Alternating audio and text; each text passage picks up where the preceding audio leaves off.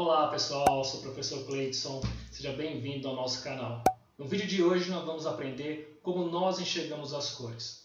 Você já parou para se perguntar como é possível enxergar milhões e milhões de cores na natureza? Como é possível produzir todas essas cores? O arco-íris tem de fato 7 cores? Como os daltônicos não conseguem enxergar todas as cores? Essas e outras perguntas eu vou responder para vocês de uma maneira bastante sucinta nesse vídeo. Nos acompanhe. Mas antes de começarmos, não esquece de curtir se você gostou desse vídeo e se inscreva no nosso canal. Também, se for possível, deixe aqui seus comentários, tá certo? Então vamos começar.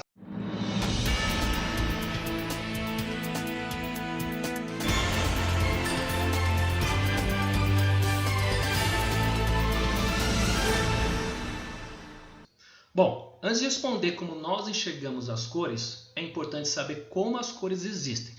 Para existir uma cor é necessário haver 3 elementos: uma fonte de luz, um objeto e um observador.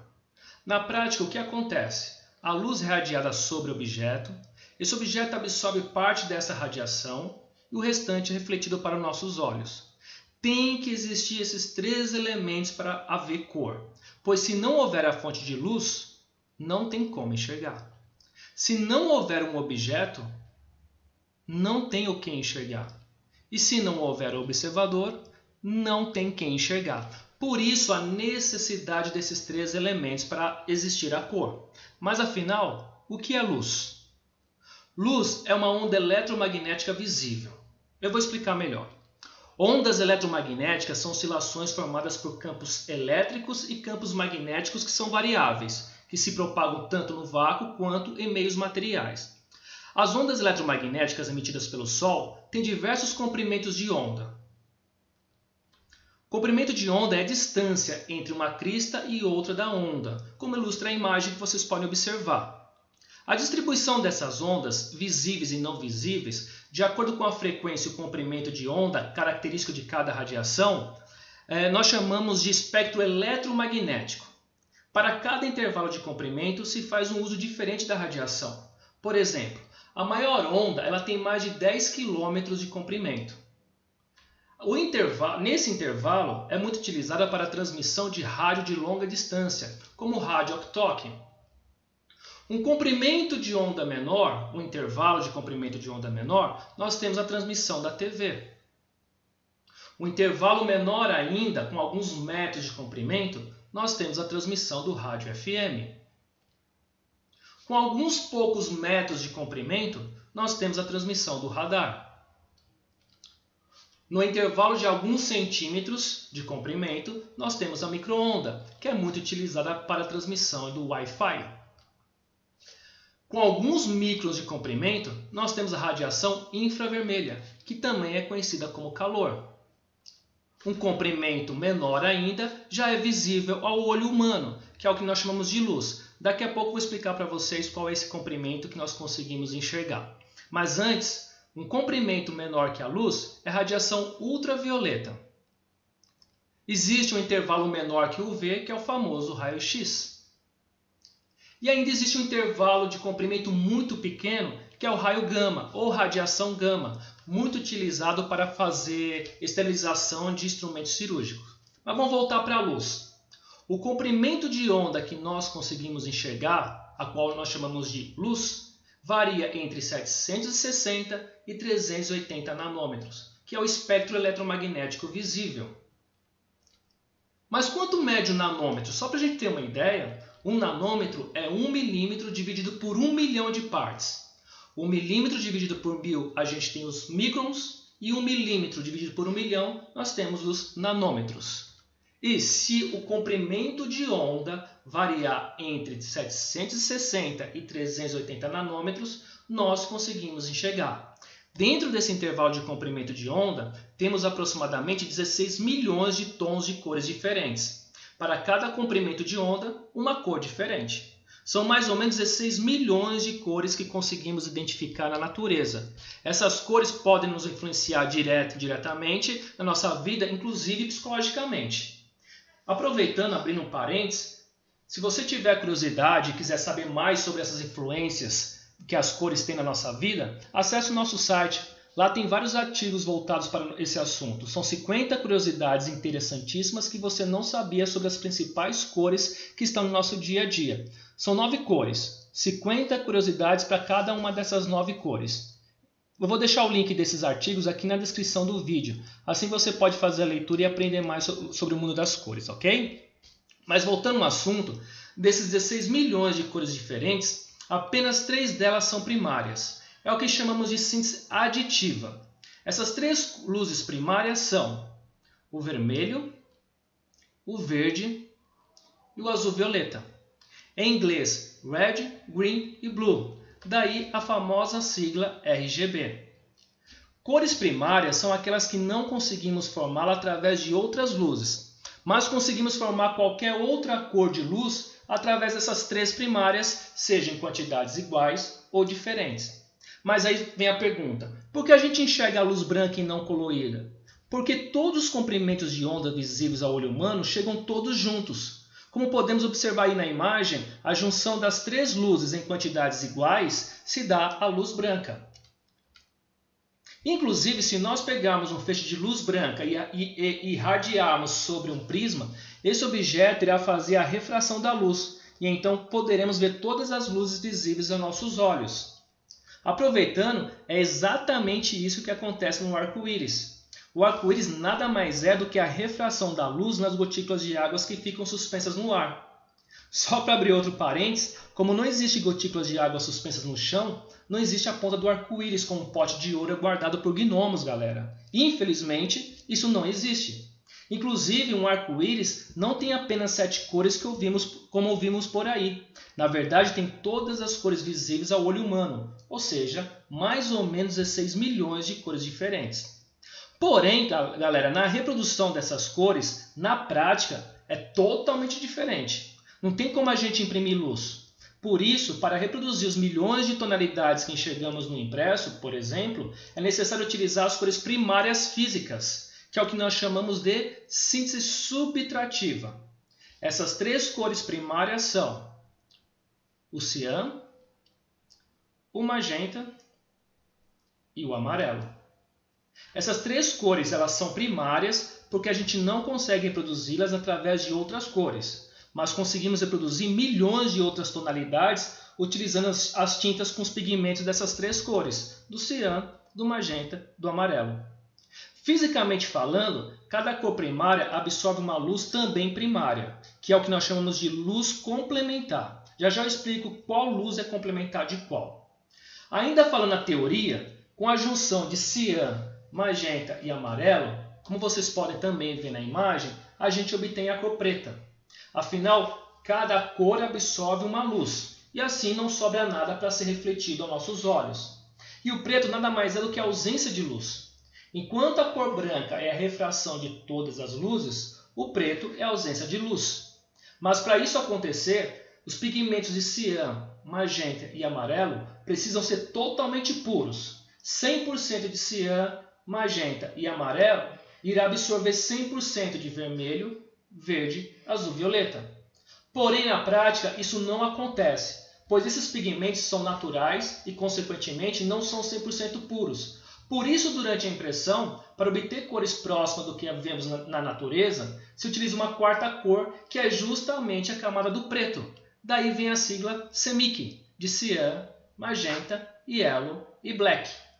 O preto aqui representado pelo K, e não pelo B de black, para não confundir com B de blue. Tudo bem? Vamos ver como funciona a obtenção de milhões de cores diferentes na impressão, usando somente essas 4 cores, o CMYK. Eu tenho aqui um exemplo de uma imagem colorida. Como se faz a impressão desse monte de cores utilizando apenas 4 cores? Se imprime, então, o amarelo sobre o magenta, sobre o cian, sobre o preto. Então, a gente obtém as 4 cores. Milhões de cores através dessas 4 cores. Vamos ver de novo? Estamos aqui, a imagem colorida ela é reproduzida com amarelo, magenta, cian e preto. Todas as cores existentes são formadas, sem exceção, por cian, magenta e amarelo, qualquer objeto que exista, seja natural ou não, a cor desse objeto é obtido pelo cian, magenta e amarelo. Se você pegar um equipamento que mede cores, por exemplo, um espectrofotômetro, e colocar sobre qualquer cor, ele vai te informar quanto ali tem de cian, magenta e amarelo para formar aquela cor que está sendo visualizada. Por exemplo, se você posicionar esse equipamento sobre um pedaço de madeira, ele vai informar a quantidade de cian, magenta e amarelo que forma a cor dessa madeira. Mas como enxergamos todas as cores, todas essas cores que estão ao nosso redor? Antes eu vou esclarecer o seguinte. Agora há pouco eu havia falado que cada cor primária absorve uma luz também primária, a sua luz complementar. E quem é complementar de quem? Da cor cian, pigmento, a luz complementar é a luz vermelha. Do pigmento magenta é a luz verde. E do pigmento amarelo é a luz azul-violeta. Agora sim, de fato, como nós enxergamos as cores? Como o nosso cérebro identifica cada uma das cores? Eu tenho aqui, por exemplo, um objeto. Esse objeto cian, uma fonte de luz e um observador. A luz branca ela é radiada sobre o objeto e, como nós já sabemos, ela é formada pelas radiações vermelho, verde e azul-violeta. A luz é emitida sobre o objeto, a cor desse objeto absorve sua luz complementar e o restante da luz é refletida até nossos olhos. Essas radiações, então, entram nos nossos olhos através da pupila, atravessa a retina e atinge nossas células fotossensíveis, chamadas de cones e bastonetes. Essa célula transporta as informações através de impulsos nervosos para o nosso cérebro, fazendo assim a gente identificar a tal cor. Aqui nesse exemplo, o que acontece? Nós temos o objeto cian. No cantinho inferior direito aí da tela, você vê a síntese aditiva, como a sobreposição das luzes dá uma terceira cor.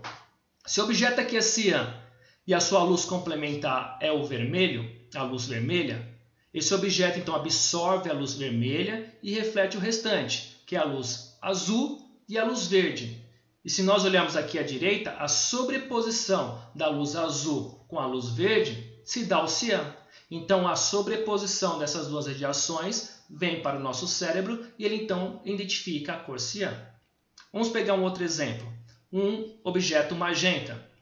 A luz branca é radiada sobre o objeto, através de vermelho, verde e azul-violeta.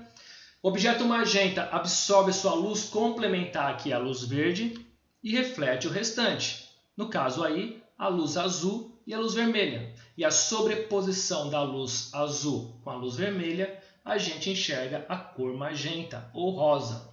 Tá? Mas magenta é o nome tecnicamente correto. Um outro exemplo, um objeto amarelo. Radiação branca é radiada, a luz branca é radiada sobre o objeto amarelo, ele absorve sua luz complementar, que é a radiação do azul-violeta, e reflete o restante. A sobreposição da luz vermelha com a luz verde se dá o amarelo. Então, quando a gente vê um objeto todo colorido, cada cor primária que forma as cores desse objeto absorve sua luz complementar, refletindo o restante. Então, assim nós conseguimos enxergar milhões de cores diferentes, já que a proporção de radiação que chega nos nossos olhos também é diferente. Porém, existe um grupo de pessoas que não enxergam as cores como a maioria das pessoas. É o que nós chamamos de daltônicos. Existem vários tipos de daltonismo. Cada um deles enxerga o que nós enxergamos como cor de uma maneira diferente. Aqui, além da visão normal, eu tenho 3 exemplos de como os daltônicos enxergam. Inclusive, existem alguns daltônicos que enxergam praticamente nenhuma cor. Tá bom? 1% da população mundial dos homens são daltônicos. Mas, independente se as pessoas são daltônicas ou não, nós vamos enxergar as cores como elas realmente são, de acordo com a sua luminância, ou seja, de acordo com o iluminante que está sobre um objeto observado. Aqui, por exemplo, eu tenho 4 imagens exatamente iguais. A cor real dessa imagem é aquela que eu vejo sob a luz do Sol, onde ela tem a mesma radiação de verde, vermelho e azul-violeta, ou seja, uma luz branca pura. Porém, se eu olhar esse mesmo objeto sob uma luz vermelha, eu vou ter esse resultado. A questão aqui não é se o impresso fica melhor ou não. A questão é que as cores que nós visualizamos não são exatamente as reais.